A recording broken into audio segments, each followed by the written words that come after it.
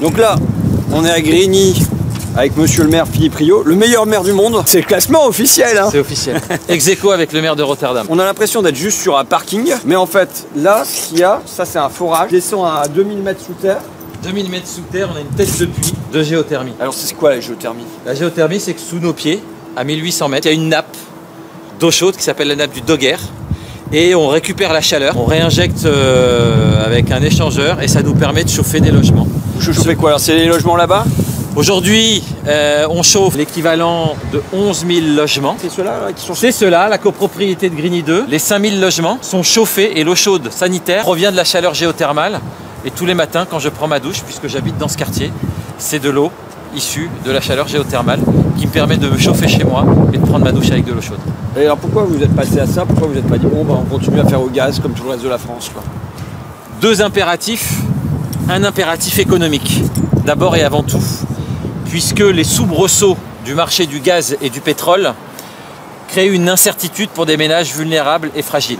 Déjà ça c'était avant la Russie. Ça c'était bien avant la Russie, dès 2009-2010.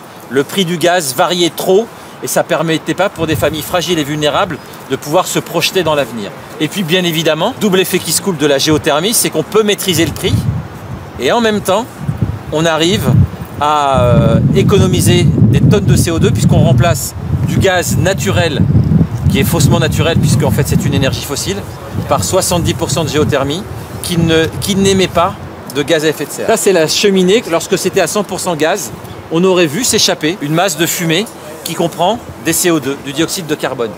Aujourd'hui, on chauffe Grigny 2.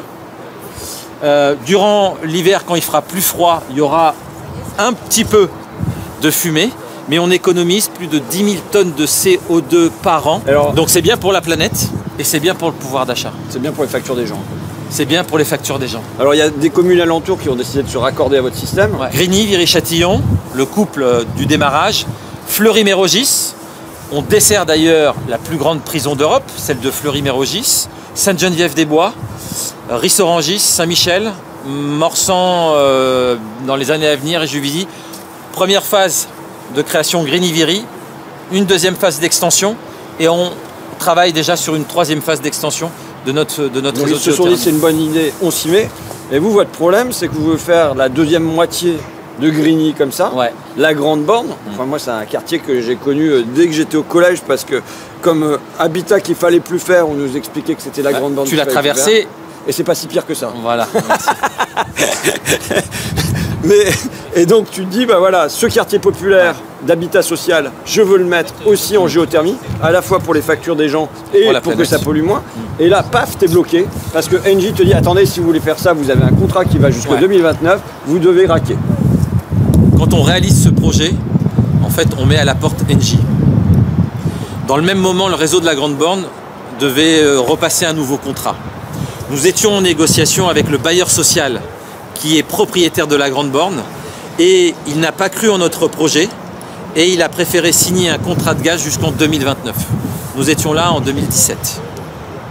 Et donc on s'est fait prendre de court, mais bien évidemment, Engie ne vendant plus de gaz ici, il a été se rattraper juste à côté et donc on dessert tous les alentours de la Grande Borne, mais pas la Grande Borne, puisque Engie a continué à préférer vendre du gaz polluant cher, parce que c'est son business model. Plutôt que de se raccorder à votre... Plutôt que de venir se raccorder, plutôt que le bailleur vienne se raccorder à notre réseau de géothermie. Nous sommes donc dans ce moment stupide où on fait la démonstration que c'est moins cher, c'est bon pour la planète, et parce qu'il y a un contrat commercial, on va devoir attendre 2029.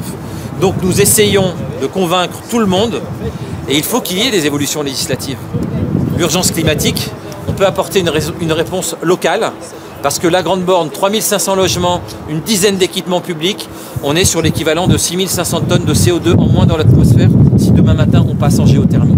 Et la facture des gens aujourd'hui est 40% moins chère en géothermie par rapport au système gaz avec la crise énergétique que nous vivons. Donc il y a urgence, mais faut-il encore avoir les moyens? Aujourd'hui, le droit commercial est bien supérieur au droit au logement et au droit de l'environnement. Et au droit de l'environnement. Et c'est ça qu'il faut changer dans l'inversion des priorités qu'il faut avoir. Donc, surtout que Engie a versé assez de dividendes à ses actionnaires cette année, on pourrait se dire qu'il pourrait raboter un peu ça leur ferait pas tant de mal. La fin du contrat d'Engie, c'est rien. C'est rien si on arrête la grande borne du jour au lendemain. Cette entreprise française va continuer à vivre et à très bien vivre. Or, aujourd'hui, dans une ville très populaire, où on a réussi à faire de l'écologie populaire, il y a un quartier de 11 000 habitants qui se voit privé d'une énergie propre, moins chère, parce que, encore une fois, il y a les puissants et le droit commercial qui nous empêchent de relier immédiatement. Nous avons quand même réussi à brancher un petit tuyau de géothermie à l'usine qui est gérée par Engie. L'eau chaude sanitaire de la grande borne et de l'eau chaude issue de la géothermie, mais pas le chauffage. Et aujourd'hui, les habitants de la grande borne se voient appeler 35 € par mois de provision de charge parce que, bien évidemment, le prix du gaz a explosé et Engie ne s'embête pas, et ben, il le répercute sur les usagers. Bon ben, et donc, le gouvernement, il bouge pour t'aider là-dessus? Le gouvernement ne bouge pas.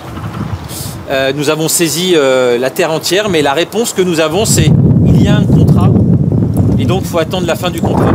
C'est-à-dire qu'on va dépenser 6500 tonnes de CO2 jusqu'en 2029. On est juste au lendemain de la COP27. On nous a dit que la catastrophe arrivait, et elle arrive. Et là, on peut apporter notre petite pierre à l'édifice. Nous sommes des colibris qui venons éteindre un petit peu. On prend notre part de responsabilité. Là, on peut le faire. Les gens aujourd'hui, baisser la facture énergétique de 40% est un impératif économique et social, et l'impératif aussi écologique. Et le gouvernement aujourd'hui ne nous donne pas les moyens et les mesures de changer le système. Pour faire que les gens et l'environnement, ça passe avant l'argent. C'est comme ça.